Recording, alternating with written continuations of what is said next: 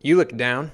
Yeah, I know. I thought starting a YouTube channel would be fun, but it's been kind of a disaster. I mean, I got attacked by a demon, I was visited by the ghost of a dead worm, every dog I meet turns into a fire-breathing dragon for some reason, and more recently one of my socks crawled off my foot and started talking to me. Look, I really think you should get help.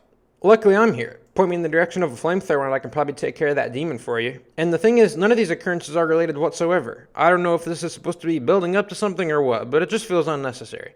Sounds like someone needs to work on their world-building skills. What are you talking about? Oh, forget it. I'm just gonna start the video. Why do I talk to you anyway? Hey, while you're here, look at this filter I can put on my face. Look at how puckery my lips are. Where'd you go? Did he leave? Oh well, let him enjoy his time. Hello again, and welcome to the next episode of 10 New Rock Songs You Should Listen To. This is a series where I take my personal opinion and dump it into your playlist. Maybe. The alternative is, of course, that you don't like any of these songs and you click off the video, which is also completely reasonable. Of course, we'll get to the list in a second, but first let's take another look at the latest news in rock music. The Black Keys are back with a new single, a cover of George Thorogood's 1977 blues song You Got to Lose, and it's really good. This song, as well as Man on a Mission from their last album, really harken back to their older style, which is awesome. Their new cover album, Peaches, releases May 1st. I find it funny that both their cover albums have included the Coca-Cola logo so far. More recently, Foo Fighters released Your Favorite Toy, the newest single and title track for their upcoming album. I'd say it's pretty different from their other songs, moving away from the glam of But Here We Are and more toward harder rock, and I think it's one of their most hard rock songs like ever, except maybe White Limo, that one's pretty hard. Needless to say, it's also very good.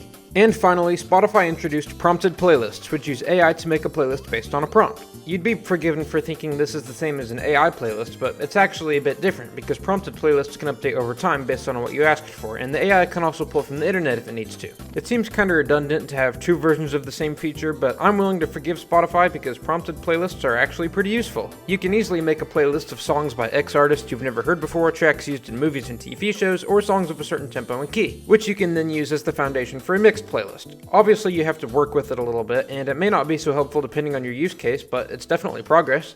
And I think that's it. On to the list. Ow! Oh.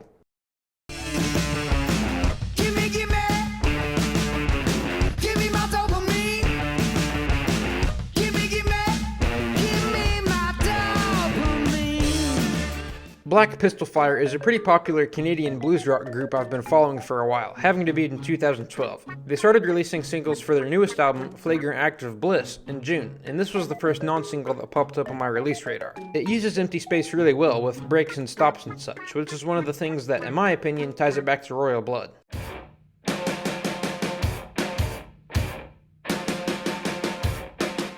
I recently listened to the whole album, and it's pretty good. I especially like the album cover.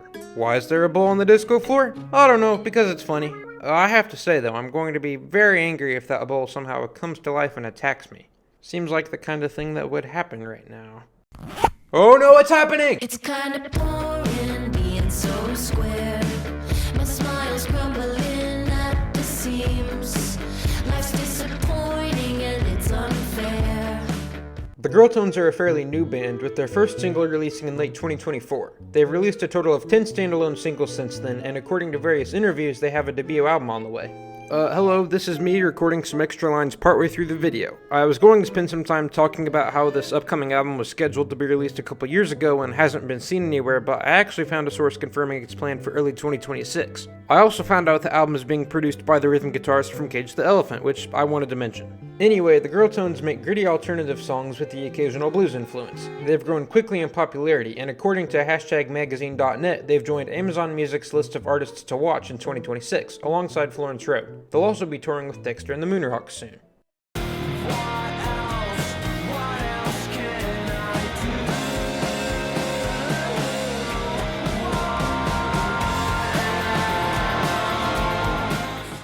I had a hard time trying to describe the sound of Bloody Knees, so let's hear it from the band themselves instead. In a 2014 interview, the guitarist said, "Describing your sound is always so hard. Every single blog/magazine calls it something different and make up their own genre for whatever reason. I say just listen."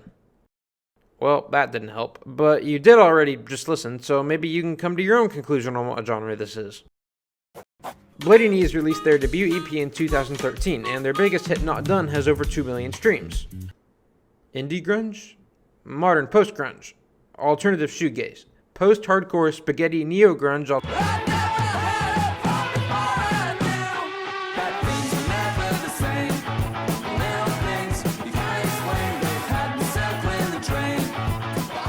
Have you ever added a single to your playlist and then when the album came out you had to remove the single version of the song and add the album version for the sake of continuity? I did that with this song. What? I thought it was worth mentioning. The Cribs are a British indie rock band made up of 3 dudes. Like Black Pistol Fire, they have a respectable following, and also like Black Pistol Fire, they've recently released a new album, Selling a Vibe. They've said in interviews that during the production of Selling a Vibe, they allowed themselves to take more inspiration from pop music than they usually would, and while I can see the influence and Never the Same, it is still very much a rock song.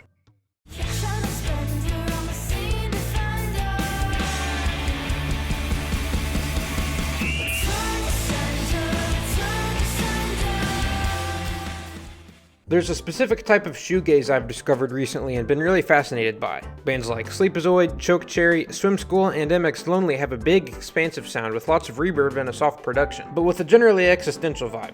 Kinda like a pillow that wants to kill you. Its unassuming but slightly creepy mood makes me think specifically of liminal space, a type of photography categorized by large empty rooms that make you feel kinda depressed. Anyway, Return to Sender was one of the first songs I found in 2026, and the full album All Monsters released February 20th.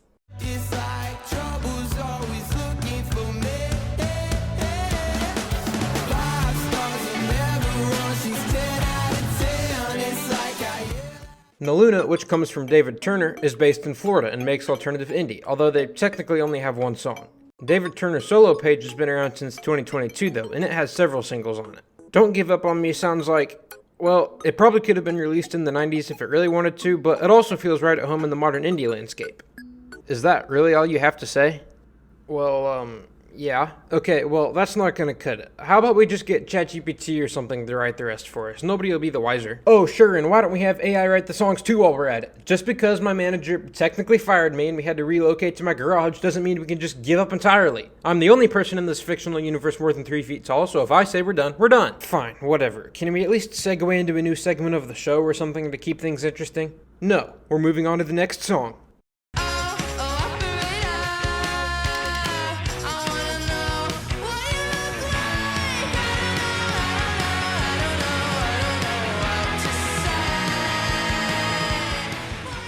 This song is pretty interesting. The vocals have a kind of playful quality both in the delivery and the lyrics, while the guitars have more of an edge to them, especially during the chorus, which creates a nice contrast. There's also a lot of, staccato, percussiveness, stopness, with moments the guitars drop out completely, and instruments like the tambourine, and what I'm assuming is some kind of stick click.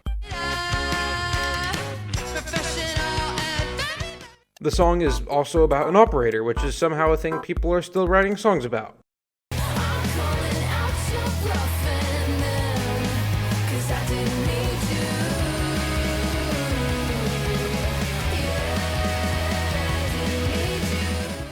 I will admit I only noticed this song because the artist on the playlist cover was wearing an REM shirt, but I'm glad I checked it out because it's really good. Maya has almost 500,000 monthly listeners and has been chosen for Spotify's Radar program, which provides emerging artists with some marketing and an algorithmic push. Catching Up to You mixes the abrasiveness of a garage song with the glam of more modern songs, especially in the vocals, which I think is something that can appeal to a lot of people, including me, obviously.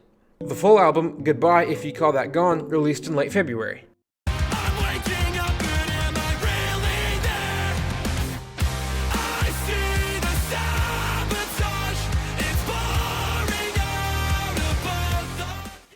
It was around the beginning of 2025 when Tarnished released their last EP, View From My Window, and I listened to it a whole bunch, so I was very excited when they put out a new single in late January. The band has described themselves as a mix of post-punk and alt-rock. They're very good, and you should go listen to them.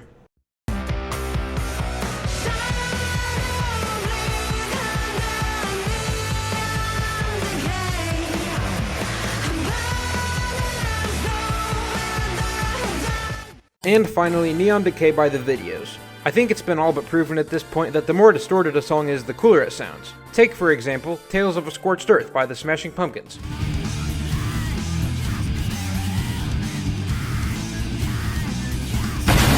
Obviously, Neon Decay doesn't go quite that far, but my point still stands. I think songs like this will stand out especially well in 10 years or so, when every grocery store is playing AI-generated music that is made to be as polished and inoffensive as possible. I hate AI! A song that kinda tickles your ear is always fine and good, but sometimes you just need a good wallet. And that's your takeaway for this video. Now, what did we learn, everybody? Punching is good. Punching is good. Yes, good job. And that's curtains for another episode. Thanks as always for watching, and wait, hold up. What is it? Come on, you can't be done. You haven't recommended any songs since November. You gotta go back and pick a few last songs from 2025. Oh, I guess you're right. Has it really been that long? Yeah, it has. Probably because you went on a complete tangent and started talking about Spotify Wrapped and the Grammys, neither of which were topics I suggested. I'm telling you, you gotta listen to me. Sure, whatever. Is this a flip phone? It is not.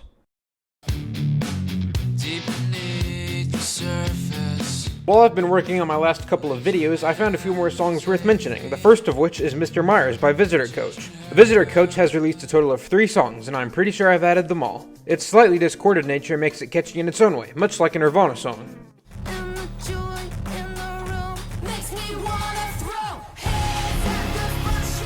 I also really wanted to talk about Hands by Wax, one of my very favorite new songs. I'm not sure I've heard anything quite like this before. The various mechanical sounds, droning guitars, and drawling voice come together to make a song that, to me, sounds as industrial as it does garage. The vocals are really impressive, and while I don't know anything about singing, except that I'm really bad at it, I can't imagine it's easy to jump up an octave and back down again within the same line. I'm pretty sure he has no idea what he's talking about. Jumping up an octave and back down again within the same line is like the easiest thing ever.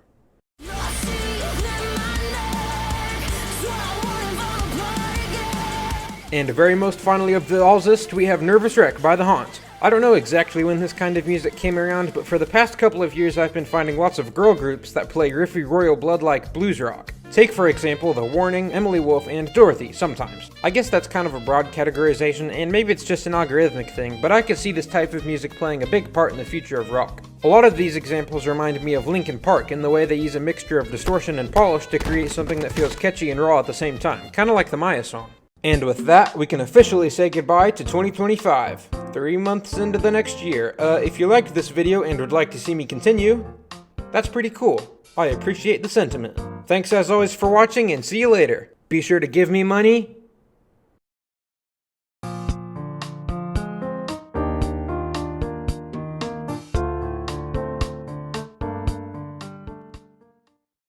Okay, take 2. Ready? Yep, I'm gonna press record now. You ready? Yep. Okay. You look down. Yeah, I know. I thought, sorry, can we start over? What? That was like 2 lines. Fine, I'll stop the recording. I can't press the button. What are you talking about? Of course you can press the button. No, I can't. I'm pressing the button and it's not doing anything. Are you trying to make fun of me? Can you help me? Yeah, okay, I'll help you.